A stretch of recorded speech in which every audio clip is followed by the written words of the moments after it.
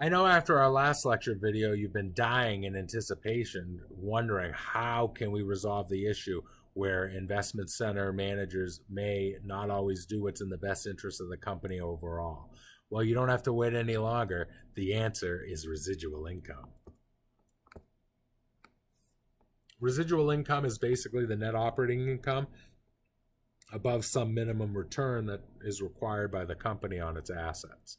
So the formula is the net operating income of an investment opportunity minus an investment charge, which is the average operating assets times the minimum required rate of return.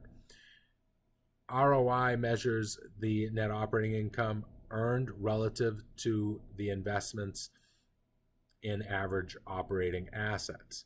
Residual income measures net operating income earned less the minimum required return on the average operating assets. Basically, the biggest benefit of residual income is it's going to basically bring in line management's incentives with that of the company overall.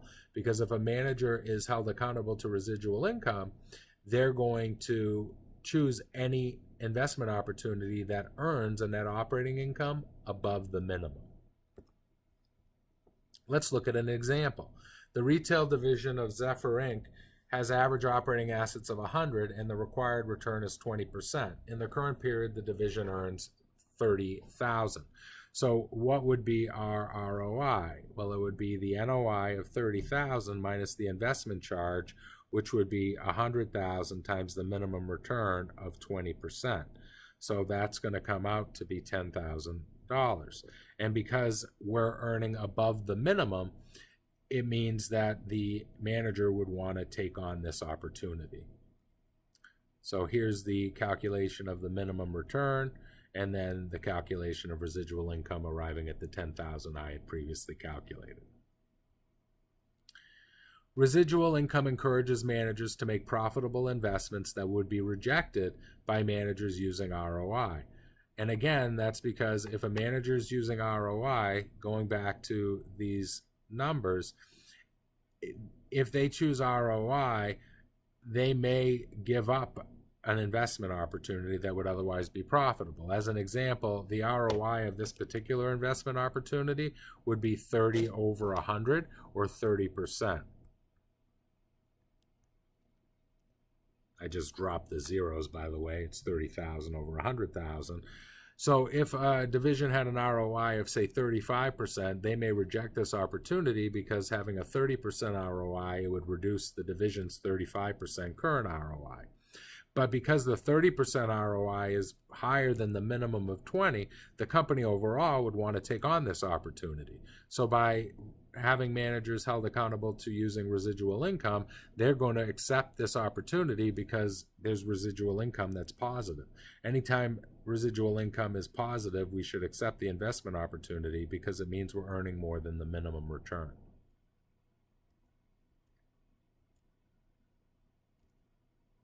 Let's go through some quick checks, and that'll also help further cement in this concept. So as always, you should pause the video and give it a go before you watch me do it.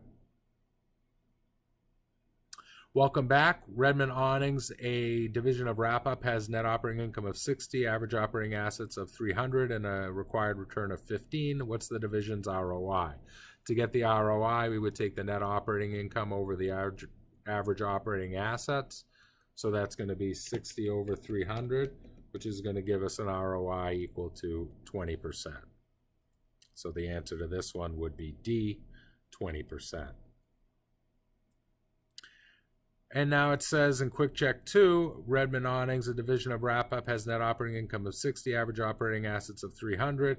If the manager of the division is evaluated based on ROI, which you want to make an investment of 100,000, that would generate an additional net operating income of 18 a year. So take a minute, pause it, and see if you can come up with the answer.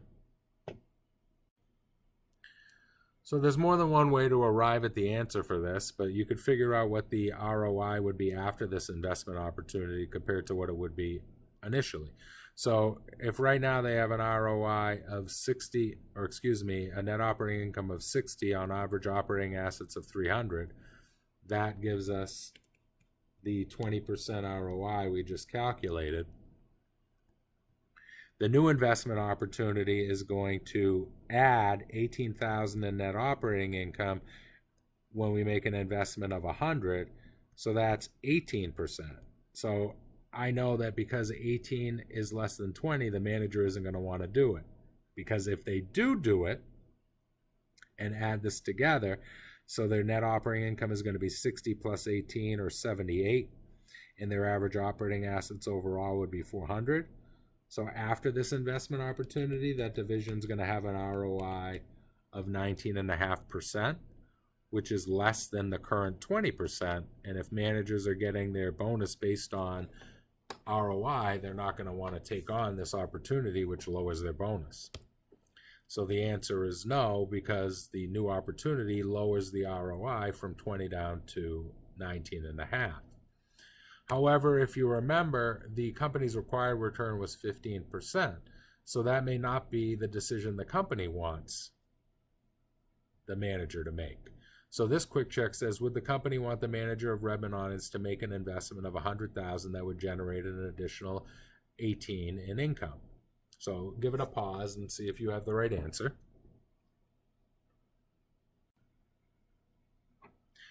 And for this one, I had already calculated this on the previous slide, but ultimately the ROI from this opportunity is 18%, and because 18 is bigger than the 15, then upper level management, corporate headquarters, if you will, would want this investment opportunity because it's above the minimum. So Redmond Awnings, a division of Wrap-Up, has net operating income of 60, average operating assets of 300. The required rate of return is 15%. What's the division's residual income? So now we're going to calculate residual income before and after the new investment opportunity, and you'll see that the conclusion will be different. So take a minute and give it a pause and do this. All right, welcome back. To do this, you're going to take your NOI, which is 60,000, minus your average operating assets times the minimum return of 15%. So that's going to give us 45,000 as the investment charge, and 60 minus 45 equals 15,000. So we have a residual income in the current scenario of $15,000. Now, if we make this new investment opportunity, it says if the manager is getting evaluated based on residual income, would they want to take on this new investment opportunity? So give it a pause and see if you can come up with an answer.